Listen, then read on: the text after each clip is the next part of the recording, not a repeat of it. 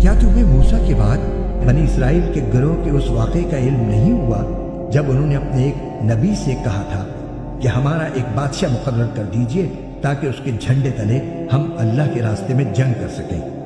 نبی نے کہا، کیا تم لوگوں سے یہ بات کچھ بعید ہے کہ جب تم پر جنگ فرض کی جائے تو تم نہ لڑو؟ انہوں نے کہا، بھلا ہمیں کیا ہو جائے گا جو ہم اللہ کے راستے میں جنگ نہ کریں گے، حالانکہ ہمیں اپنے گھروں اور اپنے بچوں کے پاس سے نکال باہر کیا گیا ہے۔ پھر ہوا یہی کہ جب ان پر جنگ فرض کی گئی تو ان میں سے تھوڑے لوگوں کو چھوڑ کر باقی سب پیٹ پھیر گئے، اور اللہ ظالم کو خوب جانتا ہے۔ اور ان کے نبی نے ان سے کہا کہ اللہ نے تمہارے لیے طالوت کو بادشاہ بنا کر بھیجا ہے۔ کہنے لگے، بھلا اس کو بادشاہت کا حق کہاں سے آ گیا؟ ہم اس کے مقابلے میں بادشاہت کے زیادہ مستحق ہیں، اور اس کو تو مالی وسعت بھی حاصل نہیں۔ نبی نے کہا، اللہ نے ان کو تم پر فضیلت دے کر چنا ہے، اور انہیں علم اور جسم میں تم سے زیادہ وسعت عطا کی ہے، اور اللہ اپنا ملک جس کو چاہتا ہے دیتا ہے، اور اللہ بڑی وسعت اور بڑا علم رکھنے والا ہے۔ اور ان سے ان کے نبی نے یہ بھی کہا کہ طالوت کی بادشاہت کی علامت یہ ہے کہ تمہارے پاس وہ صندوق واپس آ جائے گا جس میں تمہارے پروردگار کی طرف سے سکینت کا سامان ہے، اور موسیٰ اور ہارون نے جو اشیاء چھوڑی تھیں ان میں سے کچھ باقی ماندہ چیزیں ہیں، اسے فرشتے اٹھائے ہوئے لائیں گے۔ اگر تم مومن ہو تو تمہارے لیے اس میں بڑی نشانی ہے۔ چنانچہ جب طالوت لشکر کے ساتھ روانہ ہوا تو اس نے لشکر والوں سے کہا کہ اللہ ایک دریا کے ذریعے تمہارا امتحان لینے والا ہے۔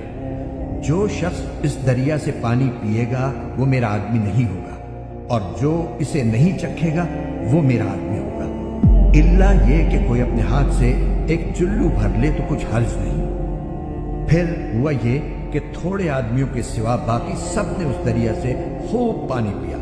چنانچہ جب وہ یعنی طالوت اور اس کے ساتھ ایمان رکھنے والے دریا کے پار اترے تو یہ لوگ جنہوں نے طالوت کا حکم نہیں مانا تھا کہنے لگے کہ آج جالوت اور اس کے لشکر کا مقابلہ کرنے کی ہم میں بالکل طاقت نہیں ہے۔ مگر جن لوگوں کا ایمان تھا کہ وہ اللہ سے جا ملنے والے ہیں، انہوں نے کہا کہ نہ جانے کتنی چھوٹی جماعتیں ہیں جو اللہ کے حکم سے بڑی جماعتوں پر غالب آئی ہیں، اور اللہ ان لوگوں کا ساتھی ہے جو صبر سے کام لیتے ہیں۔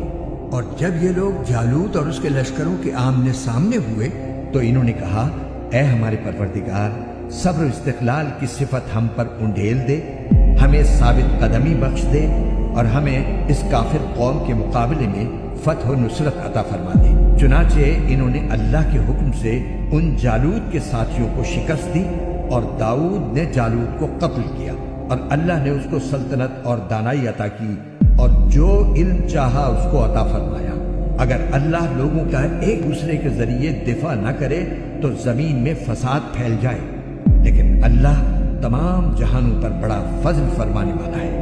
یہ اللہ کی آیات ہیں جو ہم آپ کے سامنے ٹھیک ٹھیک پڑھ کر سناتے ہیں، اور آپ بے شک ان پیغمبروں میں سے ہیں جو رسول بنا کر بھیجے گئے ہیں۔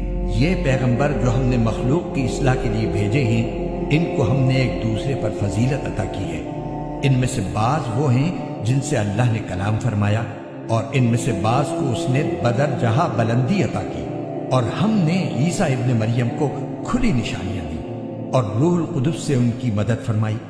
اور اگر اللہ چاہتا تو ان کے بعد والے لوگ اپنے پاس روشن دلائل آ جانے کے بعد آپس میں نہ لڑتے، لیکن انہوں نے خود اختلاف کیا تو ان میں سے بعض تو ایمان لے آئے اور بعض کافر ہی رہے۔ اور اگر اللہ چاہتا تو وہ آپس میں نہ لڑتے، لیکن اللہ وہی کرتا ہے جو وہ چاہتا ہے۔ اے ایمان والو، جو رزق ہم نے تمہیں دیا ہے اس میں سے وہ دن آنے سے پہلے پہلے اللہ کے راستے میں خرچ کر لو جس دن نہ کوئی سودا ہوگا، نہ کوئی دوستی کام آئے گی، اور نہ کوئی سفارش ہو سکے گی۔ اور ظالم وہ لوگ ہیں جو کفر اختیار کیے ہوئے ہیں۔ اللہ وہ ہے جس کے سوا کوئی معبود نہیں، جو سدا زندہ ہے، جو پوری کائنات سنبھالے ہوئے ہے، جس کو نہ کبھی اونگ لگتی ہے نہ نیند۔ آسمانوں میں جو کچھ ہے وہ بھی، اور زمین میں جو کچھ ہے وہ بھی، سب اسی کا ہے۔ کون ہے جو اس کے حضور اس کی اجازت کے بغیر کسی کی سفارش کر سکے؟ وہ سارے بندوں کے تمام آگے پیچھے کے حالات کو خوب جانتا ہے، اور وہ لوگ اس کے علم کی کوئی بات اپنے علم کے دائرے میں نہیں لا سکتے سوائے اس بات کے جسے وہ خود چاہے۔ اس کی کرسی نے سارے آسمانوں اور زمین کو گھیرا ہوا ہے، اور ان دونوں کی نگہبانی سے اسے ذرا بھی بوجھ نہیں ہوتا، اور وہ بڑا عالی مقام صاحب عظمت ہے۔